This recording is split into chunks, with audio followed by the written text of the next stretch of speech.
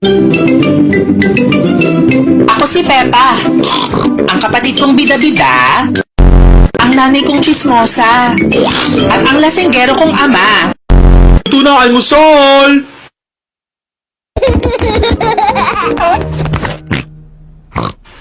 May polka dot sa mukha si Pepa. Inay, ang sama ng pakiramdam ko. Ay, Pepa, mukhang mamamatay ka na. Gago ka, Mami. Tawagan natin ang panot na oso. Pumunta ang doktor na oso para i-check si Pepa. Pepa, handa ka na ba maging pork chop? Hindi pa. Labas mo dila mo, check ko kung pwede gawing lengua. Di pa tatanggapin sa palengke, kumpare. Hintay pa kayo ng 45 days. Gagawin akong lechon?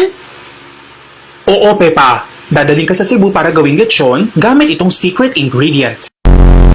Pati Kem? Gawa ito sa toyo at suka, Pepa. Buksan mong bibig dali. Ew, lasang isaw. Tama ka, Pepa. Lasang bituka ng baboy. Tatawagin ko si Kumare. Hindi.